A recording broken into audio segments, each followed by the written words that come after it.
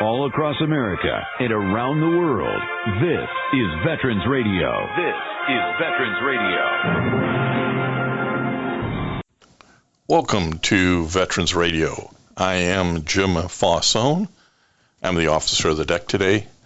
We've got some great programs for you. We always want to remind you can find more about Veterans Radio at its Facebook site or at the web, veteransradio.org, where we're on the web 24/7. You can find a lot of our podcasts there as well. We post new ones every Tuesday, so you can get a new story, a new interview, something you didn't know before by going to veteransradio.org. And before we get started, we want to thank our sponsors. First up, we want to thank National Veteran Business Development Council, nvbdc.org. It was established to certify both service-disabled and veteran-owned businesses. You'll find out how they can help your business by going to nvbdc.org. We want to thank Legal Help for Veterans. Legal Help for Veterans fights for veterans' disability rights all across the nation. You can reach them at 800-693-4800 or on the web at legalhelpforveterans.com. And finally, PuroClean. PuroClean is the paramedics of property damage. It provides water damage remediation, flood water removal, fire and smoke damage remediation, mold removal, biohazard cleanup. It also has a focus on veteran franchisees. You can learn more about them by going to puroclean.com. Well, it's February, which is always a gloomy month, but let's put a little information at your disposal. It is Black History Month, so we're going to do a little focusing on the service and challenges that African Americans face when in the military. So I think we have two good programs. One is an interview talking about Major General Oliver Dillard, who exceeded everybody's expectations in getting his military career lasting as long as it did and achieving what he did. So I think you'll find his meteoric rise and really an incredible career of interest.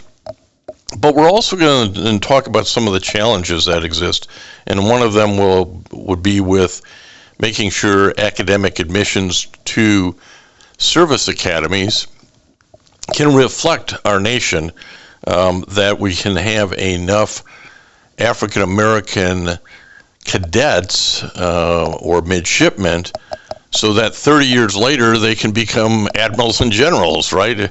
That's sort of the breeding ground for that. So an interesting dialogue there too. I think you'll find this very interesting. We want to welcome to Veterans Radio today Colonel Stephen P. Perkins, U.S. Army retired. We're going to talk a little bit about his service, but we're also going to talk with him about his intersection with Major General Oliver W. Dillard Sr., who's a pretty impressive figure. I think you'll agree by the time we get done with this. But Colonel, welcome to Veterans Radio. Well, thanks, Jim. I really appreciate it. It's been a while since I've seen you. I guess we first met back in May of 2023 at the VA clinic dedication, and I was really appreciative of your efforts on that. Well, Major General Dillard, somebody to talk more about and learn more about. But before we get in there, you've had a long military career and Army civilian career, so that our veteran radio listeners kind of know you're a guy who knows what he's talking about. Tell us a little bit about your military and Army civilian career. Yes, I was commissioned out of Cameron University, which is right there by Fort Sill, Oklahoma. And immediately after coming out of the Guard for almost 2 years as an artillery officer, I became an infantry officer. Did that for about 10 years, including service with the 82nd Airborne Division and the 25th Infantry Division, and then made the transition to military intelligence. I commanded a battalion at Fort Stewart and got a chance to go to Iraq in 2006, 2007. But really, the biggest thing for me, in addition to doing a bunch of those things in the Army, was coming out and being a civilian. And using those skills that I had acquired over the course of 28 years and going into a civilian service that I didn't know exactly what I was getting into, but it was one of those things of we immediately made the transition from Fort McPherson, Georgia, in the Atlanta area, to Fort Bragg / Fort Liberty here in North Carolina.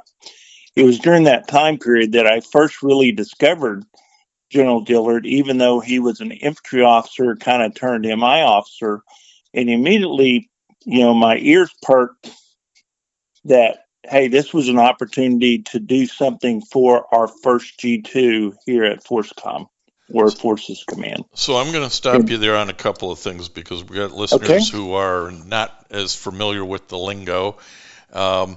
So tell us what you transferred into the Military Intelligence Corps, and I know there would be plenty of people who would make a joke at this point about that being an oxymoron. But tell us what military intelligence is about. Yeah, pretty much in my case, it was to be a tactical intelligence officer, meaning that I would find out about the enemy, analyze it, and give it to my commander as he made decisions.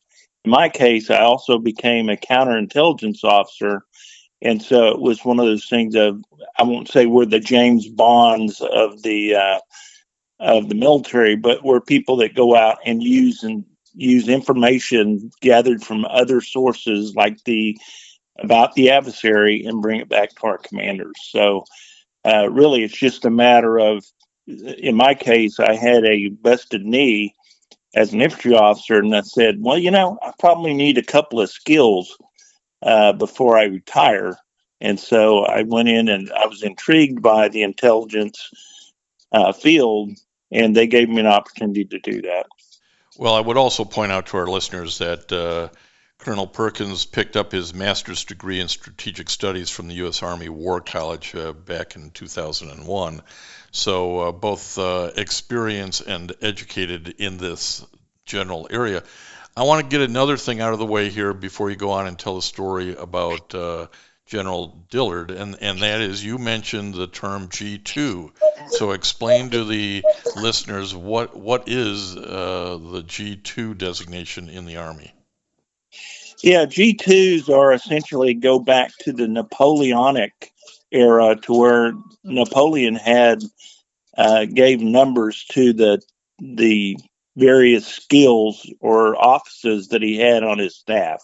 So G1s being personnel, G3s being operations, and G4s being logistics. So G2 is the intel or intelligence and security aspects of a staff. So that person's actually trained. Sometimes it's an inherent thing, which is kind of the way it was for General Dillard in the beginning. So S2s or G2s, depending upon what level of staff. So generals get a G2. The other guys just get S2s. But that was really General Dillard's first exposure to a staff. He was the S2 for a battalion in Korea. Well, let's go back now and transition this to talking about Major General Oliver Dillard, who was born in 1926 in Alabama. But tell us about his education and how he found himself in the military. Well, he's an interesting character in that he comes from a poor background, but not one that didn't appreciate education. So he came out of high school, out of high school at about the age of 16 and went to Tuskegee Institute.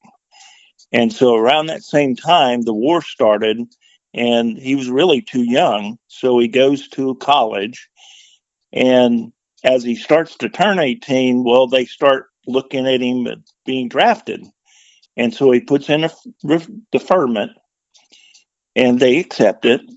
The next year, however, with 1945, he doesn't think he's past the age of getting into the military and the draft. He doesn't know anything about the draft, and as a young black or African American student, he's not sure what that whole thing is in the military, but he goes through it, and even though he's in RTC at Tuskegee, he goes through the process, and the Army says, "No, we want you." And he goes, "Well, the war's already over in Europe." And they had other things for him to do, like the occupation of Europe after the war.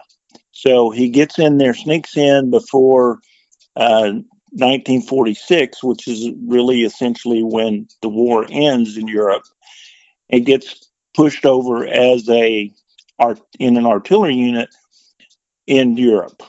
So during that time period, he gets identified by a white officer and pushed into OCS. So that's really the first time that he gets so he's got 3 years of college. He's in the unit, comes out of OCS, goes through the Korean War, and then gets a chance to finish his degree while he's at Command General Staff College at Fort Leavenworth, Kansas. And ultimately, his education ends formally when he goes through the National War College in Fort McNair, District of Columbia, and is dual student, if you will, at the George Washington University. And so that's kind of his education background. And what's really sort of unique and here that people ought to make sure they're catching is he starts out as an enlisted guy. He does. His skill set is recognized. He's encouraged, or I think you said pushed, into going to officer candidate school so that he can move from enlisted to an officer, which normally would have required that degree. They get him through OCS. They get him through making sure he picks up his degree, and now he's on a whole different path, isn't he? He is, and he's only one of the 3 black students in the Command General Staff College. Immediately following that, he goes to the University of Omaha, now Nebraska, Omaha, in like a special program for people like him. Nowadays, we actually don't let them go that deep. They have to basically get it before their degree before they are captains. And so he's already a major at that time, but he's being recognized as being a fast mover, if you will, at the time. And this is really, he was when he went to Korea back in 51, he was in a segregated unit. So now we fast forward to basically the CGSC class of 58, and he's now one of only 3 students in that whole class that are, lack of a better term today, a person of color, that are making it through that course. So the Army is definitely starting to identify him, and he's a person at that point with a Silver Star and a CIB, Combat Infantryman's Badge. So he is being looked on as being a fast mover, if you will, but he's in a position where there aren't a lot of black soldiers or officers. One, there aren't a lot of black soldiers, but there are definitely not a lot of black officers. And so he's fighting upstream, but being helped along the way because he's showing some potential and competency. Well, it's more than potential. It was right. I mean, he really was a very competent officer, and fortunately, the Army recognizes this. And tell us about how he moved over to military intelligence, which brings us back to that's not an oxymoron. So tell us how that move occurred. You can't let that one die, can you? I can't. Yeah. Yeah, it's an interesting thing. Back in his day, we really didn't have a military intelligence branch. So you could be an infantry officer, but also be what we'll call an intelligence officer, just to keep us from having the oxymoron come in. But you could do both. And in my day, there were only, when I made the transition, they still had the program, which was kind of like a dual branch, but you could be what was called an 1135, which is infantry intel. And when I came in, they quit doing that. They'd quit that. But my first boss, believe it or not, was an infantry officer. My first intelligence supervisor was an infantry officer with an intel background. And what really made it so hard was that you had to know all of these things intel-wise, but you were constantly going back and being an infantryman. Now, the good side to that is that you never quit being an infantryman, and so you were able to give that perspective of an infantry officer to intel people. And General Dillard was famous for his view that we need to get people out of the suits and into the boots. And he jokingly said that, but he was serious about it, that there were a bunch of people that believed counterintelligence people just needed to be in suits, walking around, looking cool and whatever. And his answer was, no, you need to be in these boots and being relevant to the tactical soldier. So not strategic focus, but tactical focus. And again, he sort of had this unique perspective because he started over on the enlisted side, artillery in Europe, before kind of moving in a different direction. And one of the sort of, sometimes there's life's a circle. He ends up as the first black deputy chief of staff intelligence for the U.S. Army Europe. He couldn't have imagined that when he went over there in, say, 1946 or 7. Jim, I can't imagine that today, that you could take an infantry officer and basically put him into a 2-star billet of a organization that is in charge of all the land forces in Europe during the Cold War.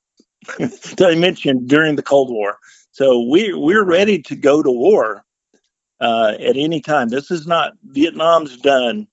And the whole focus of the U.S. Army is on Europe. And he is the lead intel guy. I can't even imagine how tough that is.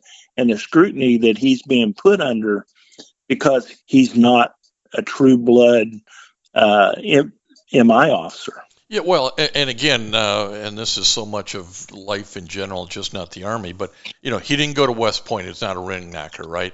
He's African-American, so he doesn't fit in that regards. He went to Tuskegee Institute, which has a huge reputation in more on the Air Force side, the Army Air Corps side, than it does in the regular Army side. So just a whole lot of different pathways that got him into all of these firsts. Do you want to talk to us about some of the firsts that he's kind of broke the glass on? Well, I'm not sure I can remember all the firsts that he did. I will say this. He was only the 5th general officer when he pinned on his star.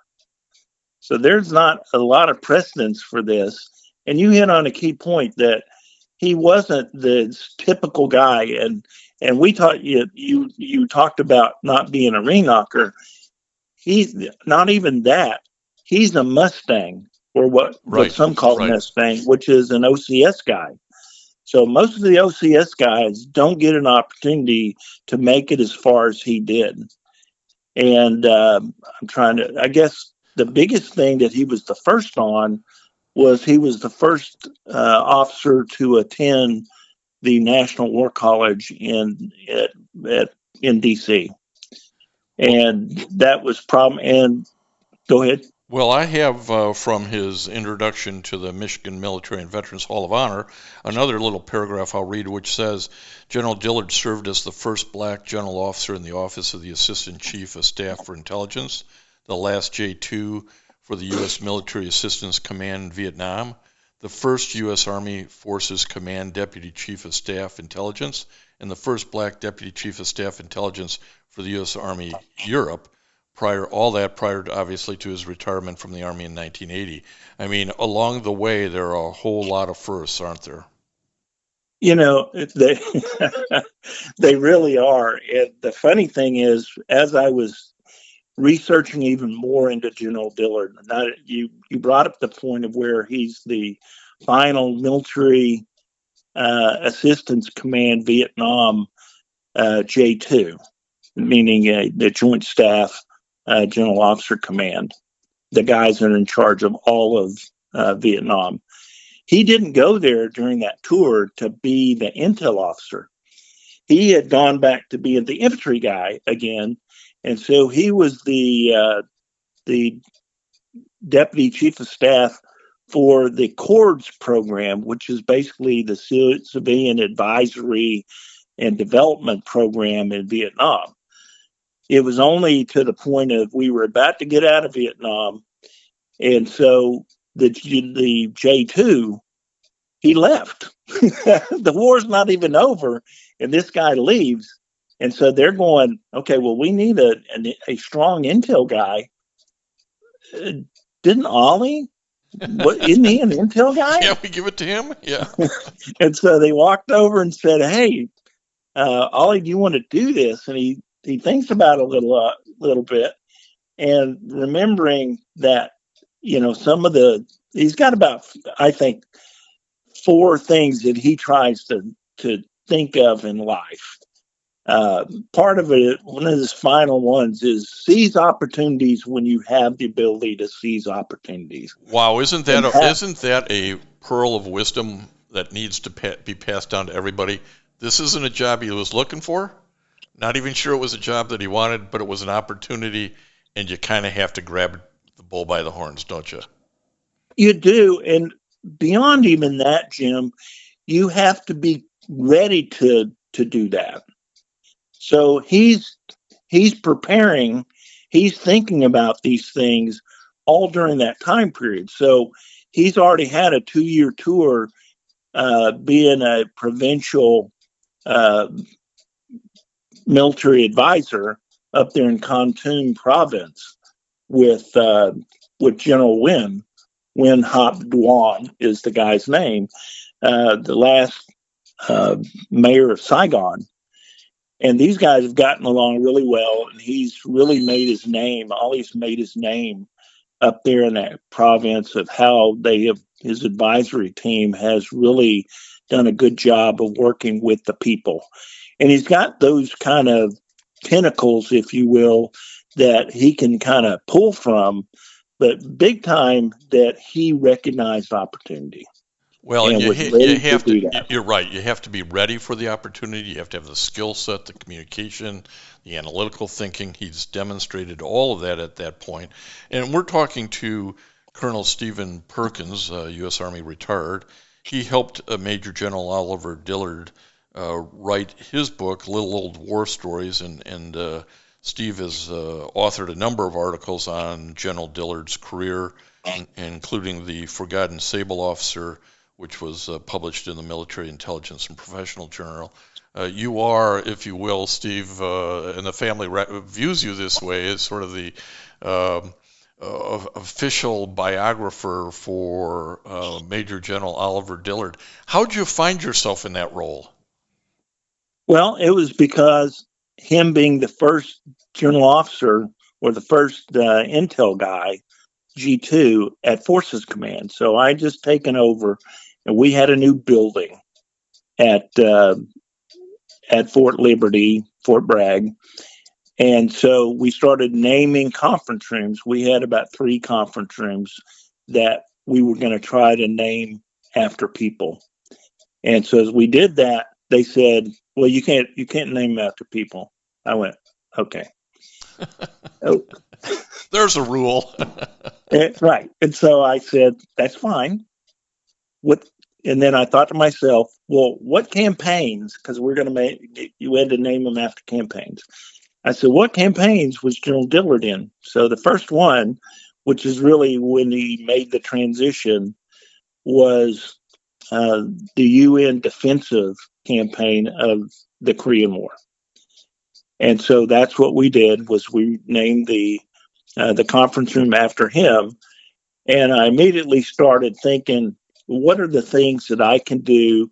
And the reason that I called the first article that we had in the Military Intelligence Professional Bulletin, or MIPB, the reason I wrote about it, and it's entitled The Sable Officer, is I had pulled from a guy, his PhD thesis was talking about general officers that had made something of themselves. And he talks about the reason he chooses instead of black is he goes with sable. And the reason is that he says, well, people come in all kinds of colors, and sable it has multicolors. And so that was how he did it. And I went after the title and I said, he is to me, he was from an MI standpoint, an intelligence standpoint, he was the quintessential perfect person to show how people have grown since 1951, 53 probably is when they really got rid of segregation, but how we had really grown as a military and had taken a look, had kind of grown as an organization or as an institution. And so he was the first. And so I decided that he was going to be the guy that I was going to put a lot of time and effort into. Well, he certainly deserves it because his career is phenomenal. The more you look into it, the more you recognize it. But it's been recognized by others. He was awarded the Military Intelligence Corps Association's Lieutenant Colonel Knowlton Award for Excellence in Intelligence. He was inducted into the Officer Candidate School Hall of Fame, the Army Military Intelligence Hall of Fame, the Alabama Military Hall of Honor, the Michigan Military and Veterans Hall of Honor most recently. The VA named its community clinic in Canton, Michigan in his honor. He was also put into the Army's Military Intelligence Hall of Fame. I mean, these are all outside recognitions of what a tremendous man he was, officer, leader, across a whole variety of times and circumstances. As we close out here, Colonel Perkins, give us your kind of overall thoughts of how Major General Dillard's life should be remembered. He's really a guy that took on a lot of challenges and I use this in the dedication of the Canton facility. I used that he was our hero, and he put a lot of effort into being an honorable person with humility. He always pushed himself and others to be excellent in what he did. Many say that you can't lead unless people know that you care. And he spent a lot of time gaining their respect. But importantly, because that is really important, right?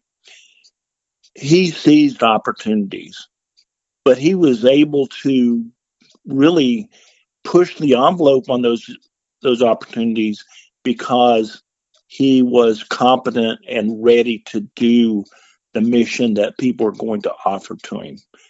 And again, I just think that as a former Buffalo soldier, and I had actually, I'm not sure if this resonated with you or not, but there was another one, although you mentioned like 5 or 6 other firsts. I'm going to give you another first. Some believe that his platoon in Korea was the first American victory on the peninsula during that war. It was the Battle of Yecheon in South Korea, and his platoon went in, and he was very humble as he described it, but his company commander who was a Buffalo soldier and a paratrooper during World War II, black paratrooper during World War II with the Triple Nickel Regiment. He was. There was an article on this battle written for Infantry Magazine, I believe, where he describes all the goodness that Oliver Dillard did. And part of that eventually led to earning the Silver Star. So definitely still my hero.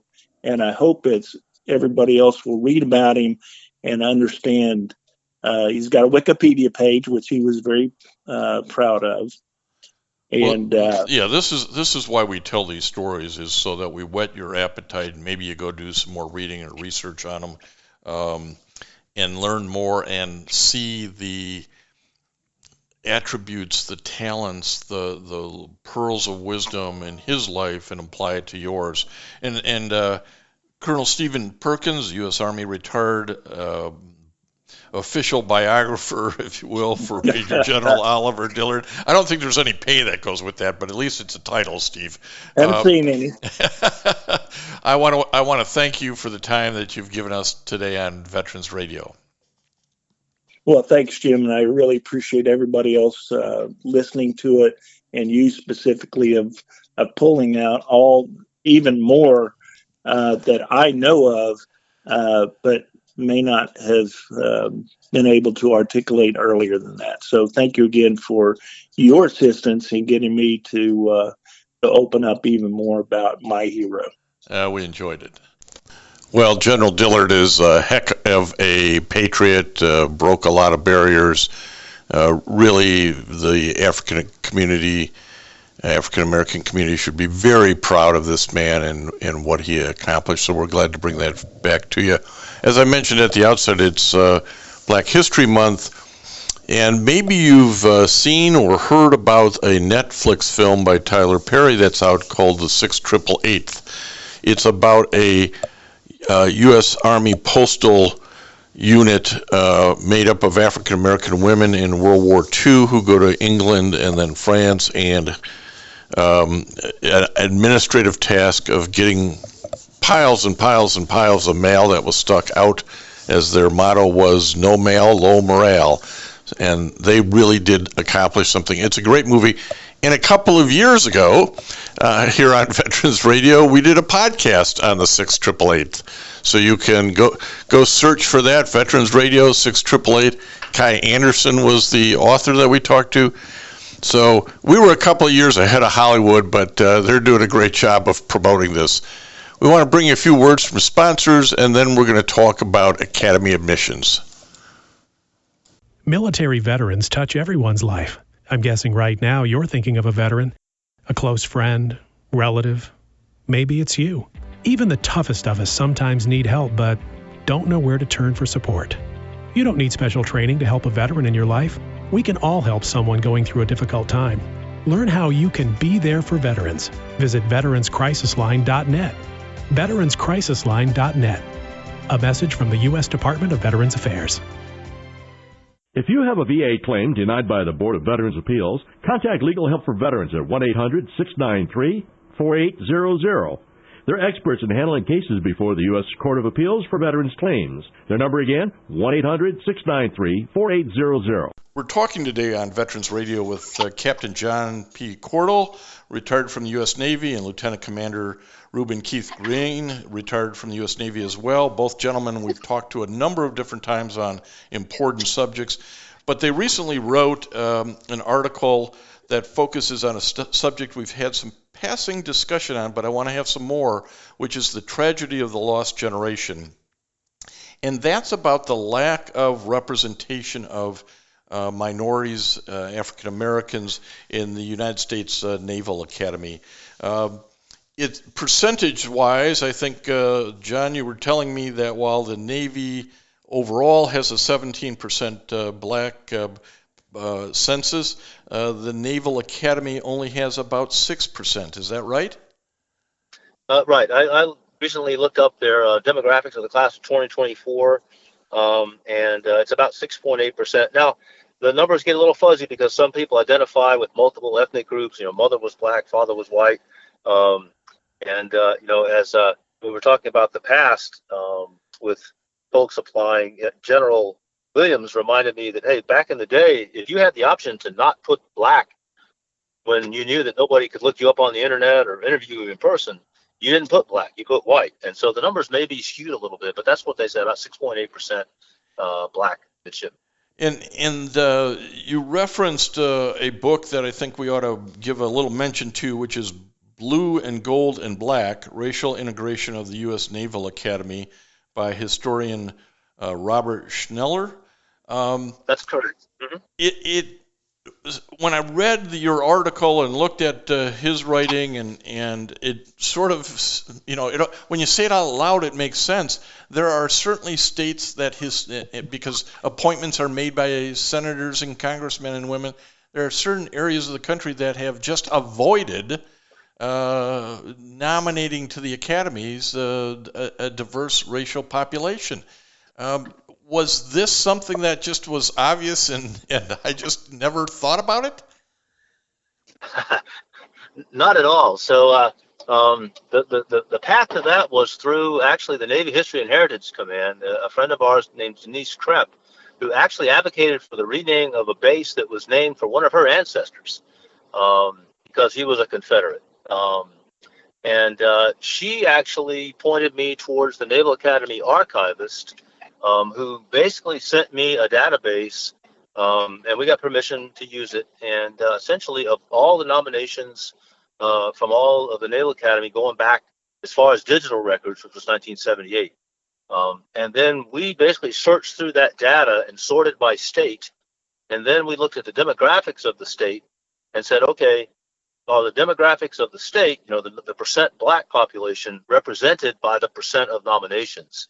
And when you sort those two columns, magically all 12 southern states percolate to the bottom with the worst ratio, with Mississippi with the absolute worst ratio.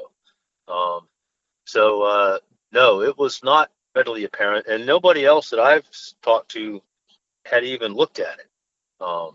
So that was kind of mind-boggling to discover.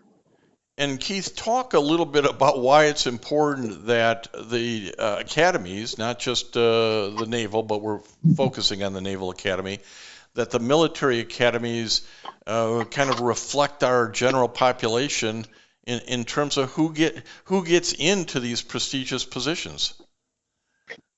Well, during the Vietnam War, the number one complaint of black sailors was that they had no black officers to go to share their concerns with. And the Navy and Army took very different approaches on that. The Army banned the Confederate flag in theater in the Vietnam War, and powerful people like Mississippi Senator John C. Stennis pressured the Army to reverse that ban. You had KKK rallies, cross burnings, et cetera, et cetera. You would go into your commander's office and he'd have a big giant Confederate flag on the wall behind him, sitting in his office in Vietnam. So because there were so few black officers, black people felt like they weren't being heard, they weren't being respected, and they weren't being treated fairly. And all the statistics bear that out. Fast forward to today, you've got all these claims of DEI hires and color over merit, when they don't even understand the history of how we got to the limited number of black officers that exist right now. It is important, if you're going to have a diverse force, that they have people that look like them and represent them. One of the biggest problems in the military justice system is that there are very few black judge advocate general officers. And many of the issues that are treated as disciplinary issues are actually cultural and communications issues. And when you've got someone that has racial bias and they are trying to communicate with someone that is experiencing racial bias, you're setting yourself up for failure. I don't want to see the military go back into a period where you're having this racial strife because you've got a majority white leadership leading a very diverse force, and they have no skin in the game in terms of changing the that dynamic. But the black people and the minorities, Jewish, black, Hispanic, etc., they know what they're experiencing on a day-to-day basis. Yeah, I think it's one of those situations where if you, and I think that was language you used, John. If you don't start out as an admiral, you got to work your way up from being an ensign. And if you're not coming out of an academy with a bunch of ensigns who are in the minority classifications, they're not gonna, by attrition and everything else over 30 years, they're not going to be there in the flag ranks, are they? Right. Yeah, that number never gets bigger, right? It can only start where it starts and then start to work its way down as you would try. And that's, but back to Keith's, one of the big counter arguments that I see, and there was a recent article in the Naval Institute making this argument that we're sort of post racism now, and that we need to focus on meritocracy, and that the military should be a pure meritocracy. And I fully agree that your advancement should be based on merit. But one of the purposes, and Keith can probably articulate this better than I can, of affirmative action was to try to close that gap between opportunity, whether it was wealth opportunity, education opportunity, it was a racial gap, and at least give people who had not had those opportunities a leg up so they could compete in a meritocracy on an equal basis. But you can't have a meritocracy if I can't get in the door in the first place. Well, and you point out from the statistics, it's sort of a quiet, we just won't make any appointments, or a limited number of appointments. It's a very subtle and quiet bias. Keith, react if you would. Well, in addition to that, about a few years ago, I did an interview with Steve Walsh at KPBS, and the article was "Why Are There So Few Black Admirals in the U.S. Navy?" And Admiral Sinclair Harris talked about the Death Valley phase of a black officer's career. After about 10 or 12 years, when they've been fighting this perception of lack of qualification and subtle racial discrimination and open racial discrimination, they finally decide that they're just not willing to do it anymore and throw in the towel. And then those people are taken out of the selection pool for some of the most motivated people decide that I can't do this anymore. I'm not going to do this anymore, and go get a job in the civilian community. And then they get blamed for not being able to hack it or not willing to hack it when they're competing against people that have not had in any way, shape, or form to deal with those issues. I left the Navy at 22 years because I simply could not take the discrimination I was facing from my commanding officer, who asked me when I challenged him on why he was mistreating me. He smirked at me and said, "Do you feel like a second-class citizen?" And he was completely protected by the people. When I filed a 5-page discrimination complaint against him, a rock-solid, thoroughly documented case, and he was protected and went on to abuse a ship full of people before he retired as a Navy captain. Well, we're having this discussion about admissions to the academies, in part because the U.S. Supreme Court in the last year struck down race-conscious admissions at civilian schools, and that raised a question of, well, can race or gender be used in qualifying applications to the academies? And there are many groups who are filing briefs and motions and saying, yeah, you've got to be able to use these factors if we're going to have the right officer corps going forward. And I know earlier in the year I spoke to the National Association of Black Women Veterans, and it was one of the major issues for that group that they were advocating for. If this is not improved, do you see, John, based on the statistics you ran, are the southern states going to continue what they're doing? Can California make up the difference? New York? How do the statistics tell you this will all work itself out? Well, when you draw two dots on the board, they lead to a line, and you can follow that line. And so, if you do away with the ability to at least consider race, the numbers aren't going to go up. The other 2 points I would make, Jim. Number one, no one records the number of nominees who were not accepted. And so we don't even know how many applications there were by any sort of demographic means. and what percentage were rejected, whether it was, white, black, Hispanic. And, let me just give you an example of why this is important. When the first black Secretary of the Army, Clifford Alexander, received a promotion list for one-star general, there were no black people on the list. And he rejected the list. He said, you can't tell me that there's not one black colonel in the entire United States Army that is not ready and capable of being promoted and has not earned it. So he sent the list back and said, go back and look at your top black candidates. And when they returned the list to him, the name of Colin Powell had been added to that list. Colin Powell was preparing to retire as a colonel. His career was over. And then all of a sudden he gets a new lease on life because the black Secretary of the Army knew that they needed to have a more diversified Army Corps. So imagine how many times that has happened since then, particularly in the Navy, where these very highly qualified black people have been looked over because they're not part of the same group as the rest of the people being considered. It's a great example, and as I think most people know, Colin Powell didn't go to the academy.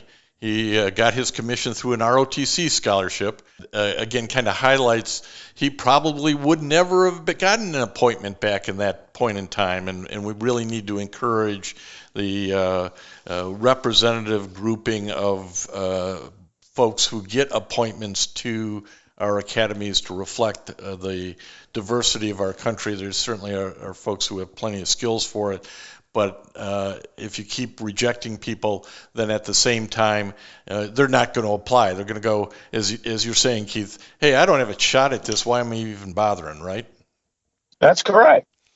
Well, it's an important issue, and it's one that folks certainly need to think about and work on, and hopefully our congressional and senatorial staffers who really do the grunt work in getting academy appointments pulled together, and the interviewing committees will approach this with a little bit of 2024 insight and not exclude people because of their race, ethnicity, gender.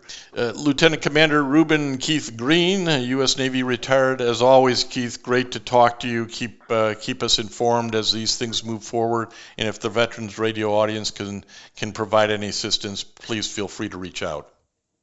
Thank you very much, Jim. Well, we hope that both of these interviews have given you some new information, been a little thought-provoking. In February of every year, we do try to focus on African-American servicemen and women. It is, if you're not taught the history, if you don't know the history of our country and all of the cultures in it, it's easy to kind of think, well, those guys haven't pulled their weight. And that nothing could be further from the truth from African-American women who joined in World War II and are now remembered in that Netflix video 6888 by Tyler Perry, which will probably get the word out more about what African-American women did during that war than anything else. Nobody reads the books anymore, so I think that film will be very useful. As I said, we've done a podcast on it you can go listen to. But maybe you also didn't know that of the 3,525 medals of honor that have been awarded as of January 2025, 97 have been awarded to African Americans. And actually, Robert Augustus Sweeney is one of 19 men and the only African American to have been awarded 2 medals of honors. So, the contributions of our fellow Americans is. You can find it imprinted in the stories of Medal of Honor recipients. Certainly there were times when the bias and prejudice kept African Americans out of receiving those awards, and in fact there was a time where no Medals of Honors had been awarded to black soldiers who served in World War II. There was a review of files, and several African Americans who had received the Distinguished Service Cross got upgraded to the Medal of Honor back in 1997. So Bill Clinton actually awarded the Medal of Honor to 7 African American World War II veterans but only one was alive at that point. So it becomes one of these things where, yeah, there's recognition, maybe there's even recognition of upgrades of medals, but some of that's just a little bit too late to really make a big difference. One of the last African Americans to receive the Medal of Honor was Elwyn Cash, Army Sergeant First Class, for activity in Iraq in October of 2005, where he distinguished himself by acts of gallantry above and beyond the call of duty while serving in Iraq in October, as I said, of 2005. So the service of these great men and women who have African American designation, if you will, continues on and will continue on.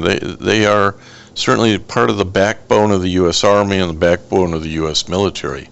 I mentioned earlier an interview that we did with the National Association of Black Military Women, which I'd point you back to. We did that last year, so you can look that up as well.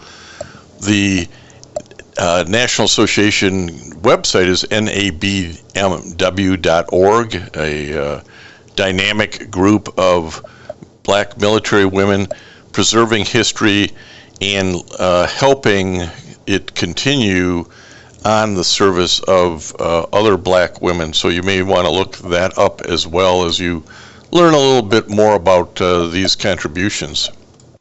We'd remind you again that our guest, Lieutenant Commander Reuben Keith Green, has a book that you can obtain, Black Officer, White Navy. Very insightful, gives you a different view of what it is to be a black officer in the U.S. Navy. This is recent history, not many years ago, so you can look that one up. He's writes on this subject regularly, as does Captain John Cordell. Both gentlemen have a lot of social media presence, a lot of articles. They don't let much grass grow under their feet, advocating for issues that they really do care about. We're at an interesting time in our history as we change presidents and administrations with more focus on rebuilding the military and rebuilding the Navy in particular to respond to the China threat. And, when you look at